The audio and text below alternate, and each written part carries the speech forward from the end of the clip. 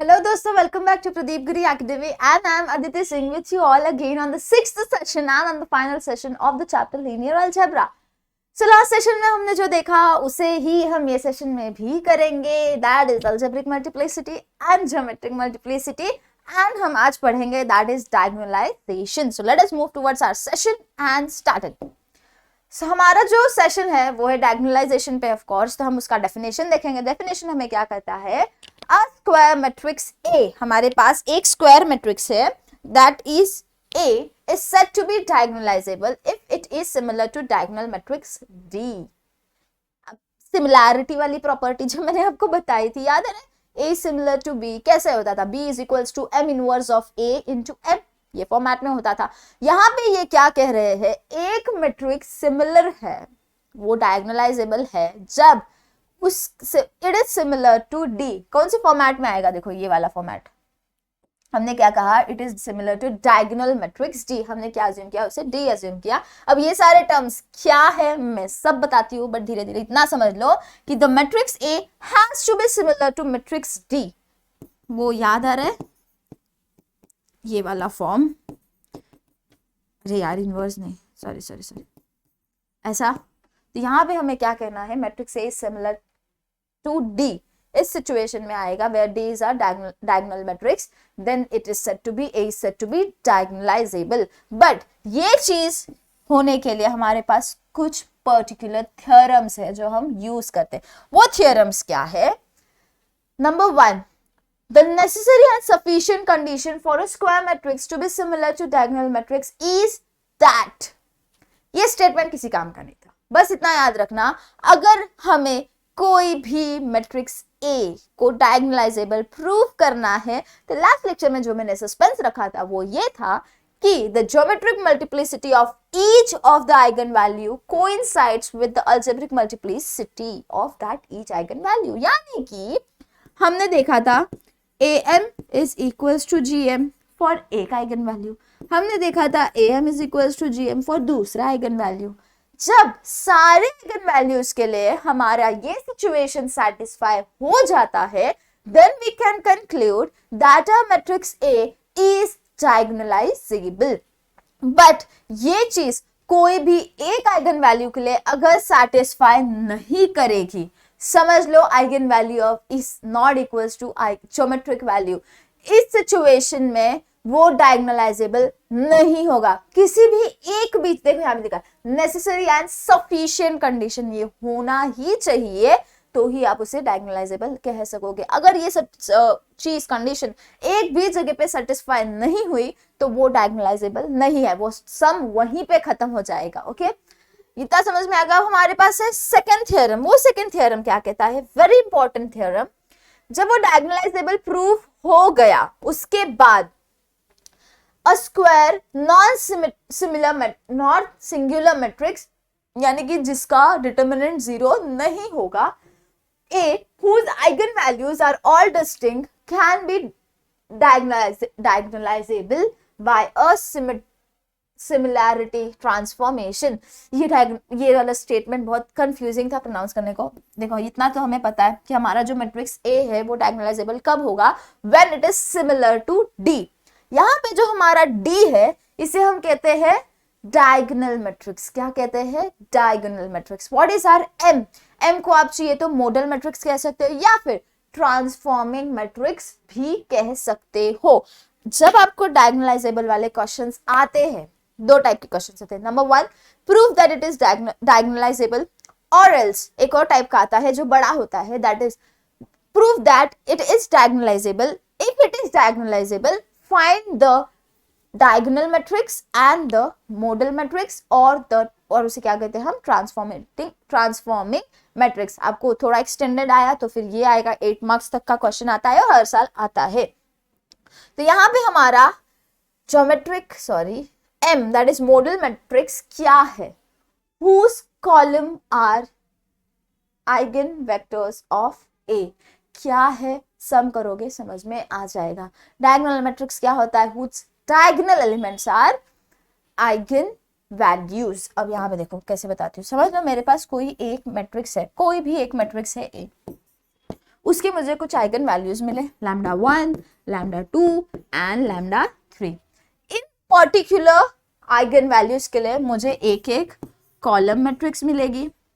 अब ये 1 होगी 2 होगी, डिपेंड करता है। मैंने कंसिडर किया कि मुझे एक एक आइगन वेक्टर्स मिल गए हर पर्टिकुलर आइगन वैल्यूज के लिए। देन अगर ये डायगोनलाइजेबल है, ऑफ कोर्स डायगोनलाइजेबल है क्योंकि एक इनका इसका देखो am कितना है 1 है, इसका gm कितना है 1 है, सेम हो गया। am कितना है 1 है, gm कितना है 1 है, 1 1, यानी सारे आइगन वैल्यूज के am एंड gm सेम है।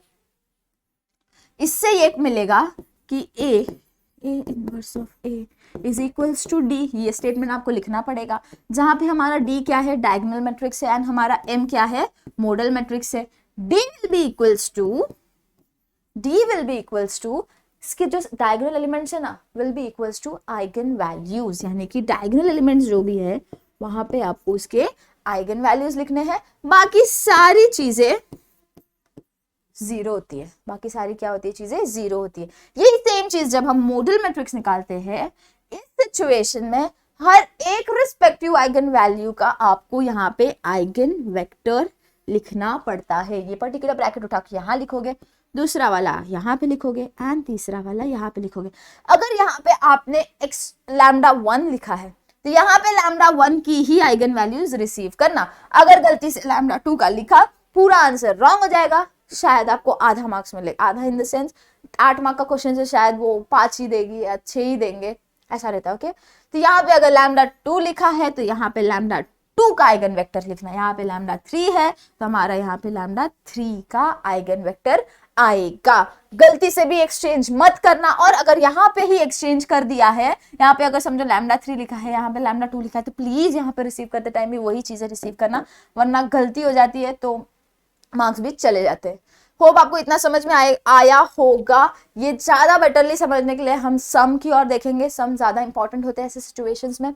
Show that the given matrix is diagonalisable. सबसे पहले आपको बोला है डायगोनलाइजेबल है या नहीं, नहीं है स्टॉप कर दो, क्योंकि इन्होंने क्या बोला है, hence find diagonal and model matrix, यानी कि डायगोनलाइजेबल होगा तो आपको क्या निकालना है, डायगोनल एंड मॉडल मैट्रिक्स निकालना है। यहां पे हमारा ए मैट्रिक्स दिया गया है हमें। अब वो ए मैट्रिक्स को सबसे पहला स्टेप होता है कैरेक्टरिस्टिक इक्वेशन निकालना। कैसे निकालोगे आप, determinant is equals to 0, right. तो यहाँ पे क्या होगा, आई की वैल्यू डालोगे, आई की वैल्यू डालोगे एंड डिटर्मिनेंट निकालोगे तो सॉल्व हो जाएगा। क्यूबिक इक्वेशन आएगा, कैलकुलेटर में डालो, सॉल्व कर दो। हम कौन सा मेथड फॉलो करते हैं, मेथड सॉरी हमारा नॉर्मल वाला, lambda cube minus trace of A. Trace of A क्या है यहाँ पे, -9, मैं यहाँ पे लिख देती हूँ, -9 + 3 + 7 lambda square plus sum of minors of diagonal elements of A, यानी कि हमारे पास 3 माइनर्स आएंगे हर पर्टिकुलर डायगोनल एलिमेंट के लिए, उसको into lambda minus determinant of A is equals to 0। चलो अब एक एक के आइगन माइनस निकालो। फर्स्ट डायगोनल एलिमेंट के लिए निकालो तो उसका रो एंड उसका कॉलम हाइड करोगे तो कितना बचेगा आपके पास, 3 4 8 7, ये थोड़ा हाथ लग गया। सेकंड के लिए करोगे तो कितना बचेगा आपके पास, -9 और -16 एंड 7। नेक्स्ट इसके लिए हाइड करोगे तो कितना बचेगा आपके पास, -9 4 -8 एंड 3। ओके, चलो अब करते हैं। यहाँ पे करोगे तो -9 + 3 will be -6, -6 + 7 will be equals to +1। पर यहाँ पे हमारे पास क्या है, माइनस है, तो ये क्या हो जाएगा, नेगेटिव लैम्डा स्क्वायर हो जाएगा।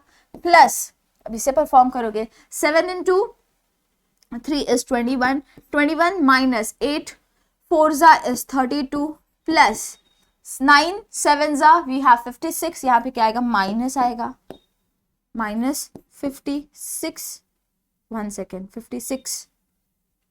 हम कंफ्यूज भी होते हैं तो कैसी जगह पे कंफ्यूज होते हैं यार, 63 आता है।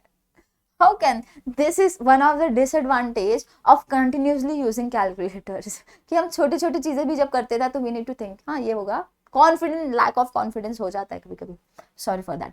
फिर हमारे पास क्या है, 16 4 राइट, इतना तो हम सबको पता है, 16 4 64 होता है। तो यहाँ पे क्या आएगा, -64 है, यहाँ पे भी माइनस है, तो ये क्या हो जाएगा, +64 हो जाएगा। यहाँ पे क्या है, प्लस है हमारे पास, 9 7 इज 20, 9 3 इज 27 बट नेगेटिव है, तो यहाँ पे क्या हो जाएगा, वो -27 हो जाएगा। फिर यहाँ पे क्या है हमारे पास, -8 into 4 that is equals to +32। यहाँ पे देखो कुछ कुछ चीजें कैंसिल हो रही है, राइट, और यहाँ पे क्या बचेगा, सिर्फ +1 बचेगा, और यहाँ पे क्या है हमारे पास -6 बचेगा, तो this is equals to -5, right, -5, यहाँ पे प्लस है तो यहाँ पे क्या आ जाएगा, -5 आ जाएगा। डायरेक्टली सॉल्व हो रहा था तो हाथ से कर दिया इतना, तो बिना कैलकुलेटर के कर सकते हैं। यहाँ पे क्या आएगा, लैम्डा प्लस ये वाला, सॉरी माइनस ये वाला चीज हम लोग को कहाँ करना है, हमारे कैलकुलेटर में। तो चलो अपनी कैलकुलेटर की ओर, हमारा कैलकुलेटर की तरह डेस्कटॉप पे है, रिफ्रेश भी नहीं किया था। तो यहाँ पे क्या है, ऑप्शन में जाओगे, ऑप्शन में हमारे पास कौन सा ऑप्शन है, 4th ऑप्शन होता है, 1 सेकेंड, हाँ 4th ऑप्शन। फिर उसके बाद मैट्रिक्स ए कितने हैं, 3 है, कॉलम कितने हैं, 3 है, एलिमेंट्स डाल दो कौन से, -9 4 4, -9 4 4, नेक्स्ट क्या है हमारे पास, -8 3 4, नेक्स्ट क्या है हमारे पास, -16 8 7। ओके, हमारे एंट्री हो चुकी है वैल्यूज की। अब हमें क्या करना है, ऑप्शन पे जाना है, 3 then option, then we need to find determinant के लिए 2, किसका डिटर्मिनेंट निकालना है, ए का निकालना है, ए कहाँ पे है, 3 पे है, ब्रैकेट क्लोज कर दो, 3, that means you will get your value to be equals to 3। +3 मिल रहा है, यहाँ पे जाओ तो +3 है तो कोई फर्क नहीं पड़ेगा साइन पे, ये 0 हो गया। अब हमें क्या करना है, इसके रूट्स निकालने हैं, तो आइगन वैल्यूज निकालने, तो हम क्या करेंगे, वापस मेन्यू पे जाएंगे, हमें कहाँ जाना पड़ेगा, अल्फा ए पे जाना है, अल्फा ए 2 कितनी डिग्री है, 3। अब कैलकुलेटर यूज करना, होप सो आपको आ गया होगा। 1 equals to -1 equals to, next term क्या आया था हमारे पास, -5 आया था, नेक्स्ट क्या आया था, -3 आया था। ओके, तो यहाँ पे हमारे एंट्री हो चुकी है। वापस एक बार इक्वल्स टू करोगे तो एक आइगन वैल्यू कितनी मिली आपको, 3 मिली, नेक्स्ट क्या मिली, -1 मिली, नेक्स्ट जाते ही वो एग्जिट हो गया, यानी कि अब आप क्या करना है, डेस्कटॉप पे जाओ, लैम्डा इज इक्वल्स टू 3 मिला, दूसरा क्या मिला, -1। सम वाला जो प्रॉपर्टी था हमारा क्या कहता है, lambda 1 plus lambda 2 plus lambda 3 is equals to trace of A. Please ignore this doctor's handwriting. यहाँ पे क्या है, 3 plus -1 plus x3 lambda 3 is equals to, हमारा ट्रेस क्या था, 1 था। अब यहाँ पे ऐसा क्या करोगे कि आंसर 1 आएगा, दिस इज 3 -1 2 होता है, अब 2 उधर जाएगा तो क्या हो जाएगा, 1 -2 हो जाएगा, 1 -2 क्या होता है, -1 होता है। Indirectly you will get value of lambda 3, wow, lambda 3 to be equals to -1। तो यहाँ पे क्या आ गया, थर्ड वैल्यू हमारे पास -1 आ गया। आपको यही चीज फॉलो करनी है एंड वैल्यू निकालनी है। अब यहाँ पे देखो हम क्या करेंगे, इसकी अलजेब्रिक मल्टीप्लिसिटी निकाल देते हैं। तो am ऑफ 3 क्या मिला हमें, कितनी बार आ रहा है, 1 टाइम आ रहा है। What is am of -1, that is equals to 2, क्योंकि 2 बार रिपीट हुआ तो 2 आएगा। अब हमें क्या करना है, we need to concentrate on geometric multiplicity. Geometric multiplicity निकालने के लिए हम क्या करते हैं, आइगन वेक्टर्स निकालते हैं for each respective eigen value. तो इसके लिए हमें क्या करना है, a minus lambda i x is equals to 0। हमारे एक ही वैल्यू, मैट्रिक्स की वैल्यू डाल दो, -9 4 4, -8 3 4, -16 8 7, माइनस लैम्डा, लैम्डा क्या है हमारे पास, 3 है, 1 0 0 0 1 0 0 0 1। तो यहाँ पे क्या आएगा, x क्या है हमारे पास, x1 x2 x3 है, इज इक्वल्स टू हमारा कॉलम मैट्रिक्स 0 का 0 ही आना है। चलो अब आगे बढ़ते हैं। अब आइडेंटिटी मैट्रिक्स से आपको मल्टीप्लाई करना है, तो आंसर तो सिर्फ डायगोनल एलिमेंट्स के चेंज होने थे। यहाँ पे क्या आएगा, 3 3 3, मैंने डायरेक्टली चेंज कर दिया है, प्लीज अंडरस्टैंड। अब क्या करना है, 9 -9 -3 इज -12, बाकी सारी चीजें सेम है। 3 -3 0 हो जाएगा, बाकी सारे एज इट इज है, -16 8 7 -3 इज 4, ये क्या होगा, x1 x2 x3। अब इसे सॉल्व करने के लिए हमारे पास कितने मेथड्स है, 2 मेथड्स है, दैट इज क्रैमर्स रूल और इक्लॉन फॉर्म। अब यहाँ पे देखते हैं कौन सा सबसे पहले क्या देखेंगे, क्रैमर्स रूल सेटिस्फाई होता है क्या, हो रहा है तो क्यों भाई इतना इक्लोन फॉर्म में क्यों जाना है। चलो देखते हैं। तो क्रैमर्स रूल क्या कहता है हमें, वाह ये लिखने से अच्छा, by C R, by C R, not class representative, no no no no, this is Cramer's rule. अब हमें क्या करना है, x1 लिखते हैं, माइनस ऑफ x2 लिखते हैं, एंड x3 लिखते हैं, और इसके नीचे इनके रिस्पेक्टिव माइनर्स लिखते हैं। चलो माइनर्स की ओर बढ़ते हैं। तो ये क्या हो जाएगा, x1 है यानी इस रो को और उसके कॉलम को, सॉरी इस कॉलम एंड उसके रो को हाइड करोगे तो क्या बचा 0 4 8 4। x2 के लिए क्या बचेगा, इस रो एंड इस कॉलम को हाइड करोगे तो क्या बचा -8 4 -16 एंड 4। ओके नेक्स्ट क्या बचा, कहाँ गए, हाँ ये वाले चीज पे गए तो क्या हो जाएगा ये -8 0 -16 एंड 8। ओके अब हम इसे सॉल्व करते हैं तो ये क्या हो जाएगा, 0 × 4 is 0, -8 × 4 will be minus of 32 will be equals to -x2 divided by -8 × 4 is -32 minus of 32 and 16 × 4 is 64, minus है यहाँ पे +64 आ जाएगा तो क्या बचा हमारे पास 32 बचा, दैट इज +32 बच गया हमारे पास। ओके अब इसकी ओर बढ़ते हैं तो ये क्या है x3 upon minus of 8 × 8 will be 64, -64 बच गया, फिर यहाँ पे तो 0 ही बचा तो यहाँ पे क्या हो जाएगा -64। अब यहाँ पे अगर आप देखोगे ध्यान से तो ये सारे को आप 32 से डिवाइड कर सकते हो, राइट। तो यहाँ पे आप 32 से डिवाइड करोगे तो आपको क्या मिलेगा, values to be equals to, और ये नेगेटिव भी है ना, नेगेटिव भी हटा सकोगे आप। तो लेट अस डू मल्टीप्लाई करोगे तो क्या हो जाएगा इसमें -32 से, तो ये हो जाएगा 1 x2 अपॉन 1, 32 2 जाए 64। नाउ लेट अस अज्यूम, इसी स्टेप में मैं लिख रही हूँ, let us assume this to be equals to t, step थोड़ा कम कर रहे हैं। होप सो आपको समझ में आया ये क्या किया, ये हर चीज क्या थी -32 -32 एंड -64, माइनस तो उड़ ही गया, फिर उसके बाद 32 32 64 है तो आप क्या कर सकते हो, उसे 32 से कर सकते हो डिवाइड, तो फिर क्या आ जाएगा 1 1 एंड 2 आ जाएगा। This is x1 upon 1 is equals to t। Indirectly I want to just say कि x1 is equals to 1t, x2 is equals to 1t and x3 is equals to 2t। अब value substitute करो, हमारा x क्या होता है x1 x2 x3 वाला column matrix, value डालो 1t 2t, t common निकाल दो, क्या बचा 1 1 2 बच गया, यानी कि हमारा eigen vector for lambda is equals to 3 आपको क्या मिल गया 1 1 2 मिल गया। अब यहाँ पे आपकी ज्योमेट्रिक मल्टीप्लिसिटी कितनी है, just let me know, geometric multiplicity मतलब कितने आपको इंडिविजुअल आइगन वेक्टर्स मिले, यहाँ पे कितना मिला है सिर्फ 1 मिला है, सिर्फ 1, क्योंकि एक ही है ना यार तो वो 1 हो जाएगा। अब याद करो what was algebraic multiplicity of 3 1 था, what is geometric multiplicity of 3 1 था, तो क्या हो जाएगा algebraic multiplicity is equals to geometric multiplicity for lambda is equals to 3। अब हमें क्या करना है, लैम्डा इज इक्वल्स टू -1 के लिए करना है, सो लेट अस डू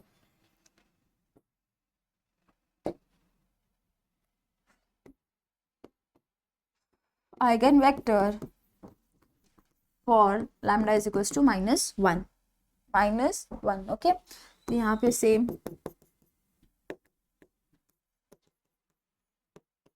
थोड़ा घाई घाई में लिखते टाइम हो जाता है यार गलती, एक की वैल्यू डालो -1। ये बहुत बार मैंने कहा था ना, ये सारी चीजें बेसिक है, ये बहुत बार आपको वही चीजें करनी है एज इट इज सेम। इसके लिए मुझे कभी कभी करने को भी आलस आता है। -1 यहाँ पे क्या आएगा 1 0 0 0 1 0 0 0 1, फिर यहाँ पे क्या आ जाएगा आपके पास आपके x की वैल्यू, यहाँ पे क्या आ जाएगा आपके पास आपका 0 वाला कॉलम मैट्रिक्स। अब यहाँ पे देखो 1 यहाँ पे क्या आ जाएगा, अगर आप इसे पॉजिटिव कर दोगे, माइनस इंटू माइनस क्या होता है प्लस होता है, तो आप डायरेक्टली यहाँ पे प्लस कर दो, यहाँ पे माइनस करने से तो अच्छा ही है ना, प्लस कर दोगे तो क्या हो जाएगा -9 4 4 -8 3 4, मैं डायरेक्टली कर दूं, इतना करने से अच्छा y2 इंक्रीज 1 स्टेप, तो यहाँ पे ये क्या हो जाएगा, प्लस हो जाएगा। आप इसे सॉल्व करोगे तो -9 + 1 विल बी -8, बाकी सारी चीजें एज इट इज रहेगी।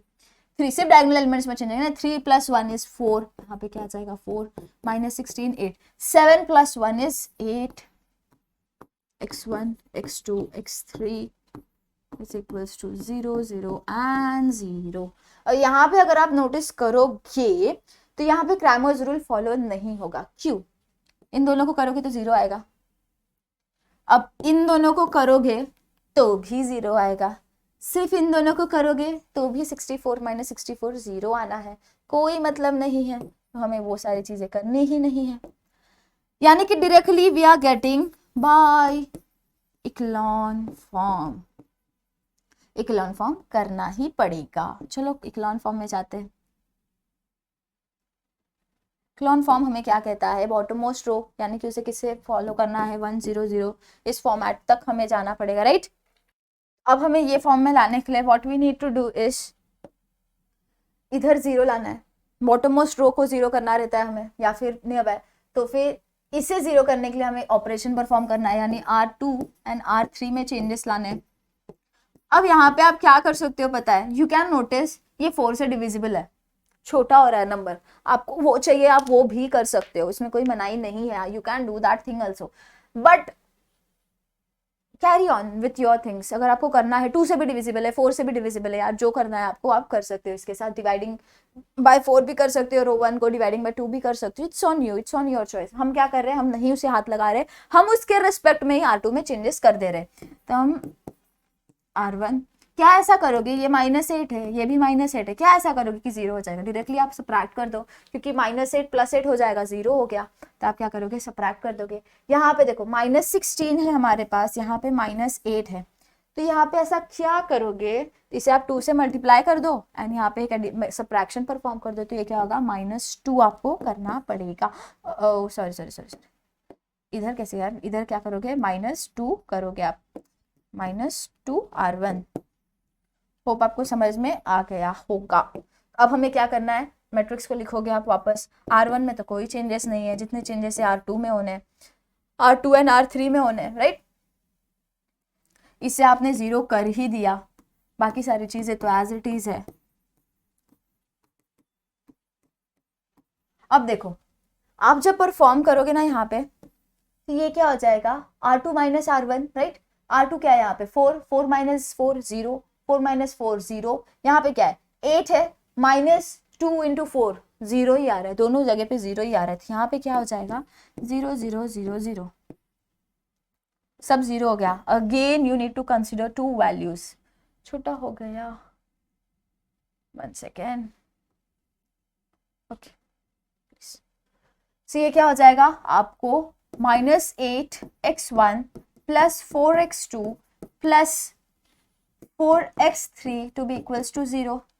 अब इससे तो कुछ नहीं मिलेगा, so let x2 to be equals to t, x3 to be equals to s, तो ये क्या हो जाएगा, -8 x1 + 4t + 4s, आप ये दोनों की वैल्यू इसके अंदर सब्स्टिट्यूट करोगे, इज इक्वल्स टू 0। अब आप क्या कर सकते हो, अब यहाँ पे भी कर दो तो भी चलेगा, dividing through out by 4, you can do ना, डिवाइडिंग थ्रू आउट बाय 4, तो आपको क्या मिलेगा यहाँ पे, -2 x1 + t + s is equals to 0, indirectly -2 x1 is equals to -s -t, right. तो x1 will be equals to minus of, यहाँ पे 2 वाला टर्म आ रहा है डिवाइड में, right.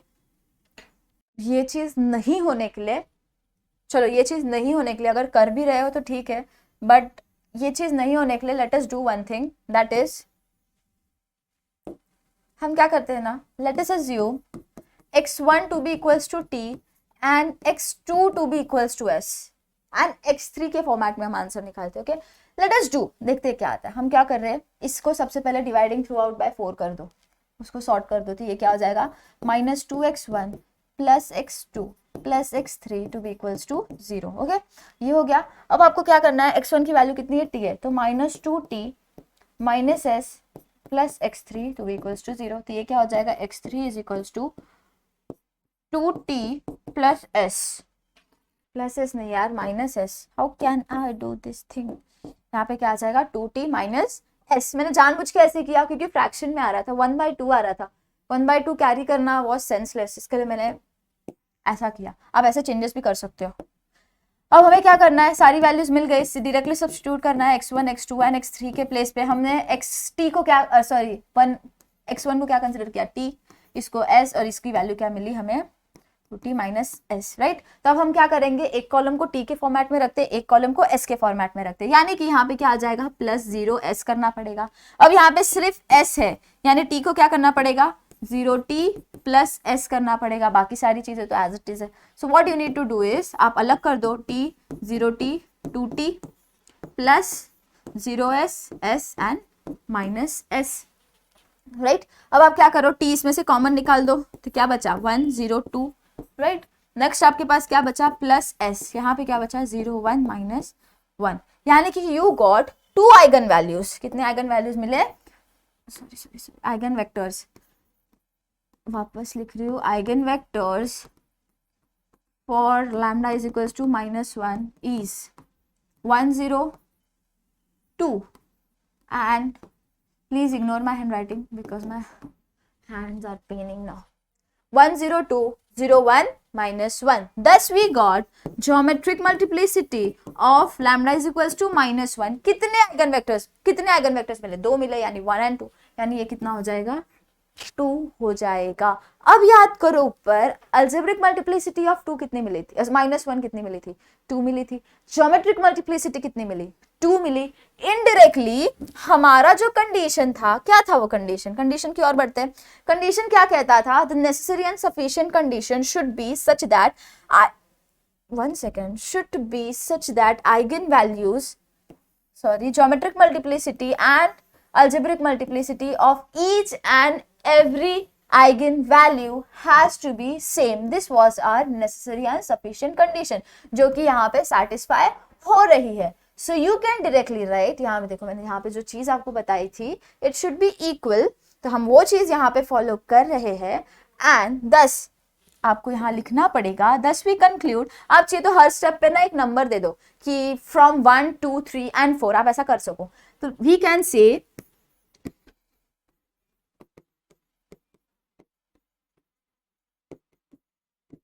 each eigenvalue is equals to geometric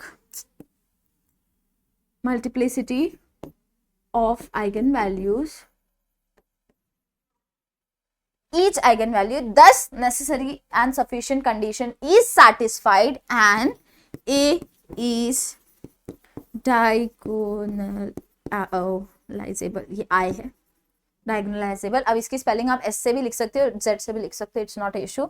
अब ये डायगोनलाइजेबल है तो आपको पता है it will satisfy D is equals to M inverse AM, right, where D is a diagonal matrix जिसकी वैल्यू क्या होती है आइगन वैल्यूज, उसके डायगोनल एलिमेंट्स क्या होते हैं आइगन वैल्यूज। तो हमारे पास क्या था 3 -1 -1, यहाँ पे क्या आ जाएगा बाकी सारे एलिमेंट 0, ये हो गया हमारा डायगोनल मैट्रिक्स। अब हमें निकालना है हमारा मॉडल या फिर ट्रांसफॉर्मिंग मैट्रिक्स, तो वो क्या हो जाएगा M इज इक्वल्स टू, अब जो आइगन वेक्टर था हमारे 3 के लिए दैट वाज 1 1 2, -1 के लिए फर्स्ट, अब इसमें इंटरचेंज कर सकते हो, दोनों सेम ही है तो नॉट एन इश्यू। यहाँ पे क्या लिख सकते हैं 1 0 2 है आपका फर्स्ट, एंड दूसरा क्या था 0 1 -1, ये हो गया हमारा मॉडल मैट्रिक्स। यहाँ पे यहाँ तक अगर आपने सॉल्व कर दिया तो आपको 8 मार्क्स का सम हो गया। ओके, अब हम जाते हैं ट्रायल क्वेश्चन, जो मैंने कहा था इस वाले में ट्रायल क्वेश्चन आपको मिलेगा।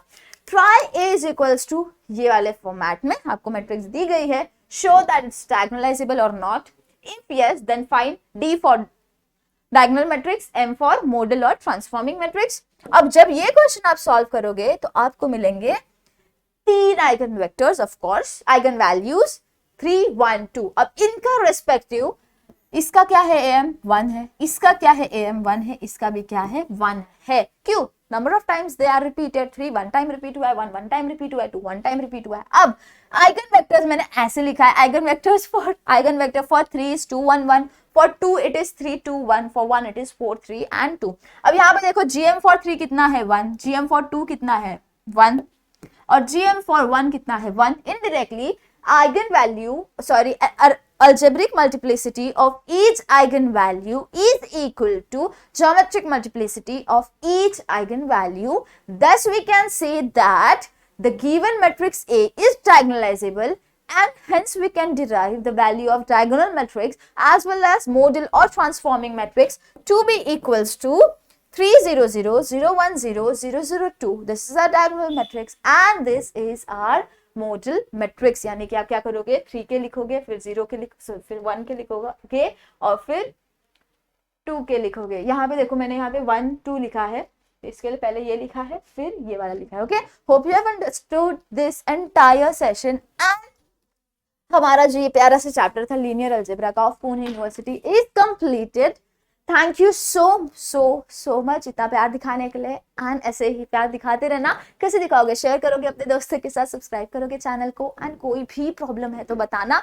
एंड कंसिस्टेंसी मेंटेन रखना through out this session. I know ये थोड़ा लेट होगा आपको सिलेबस वाइज, बट यार है सिलेबस में, भूलो मत. कभी ना कभी तो पढ़ना ही है ना, तो आज ही कर लो. यूनिट 1 एंड यूनिट 2 तो होता रहेगा और होगा, चालू भी कर दूंगी. Okay, so thank you so much. See you soon. Till then, take care of yourself. Bye bye.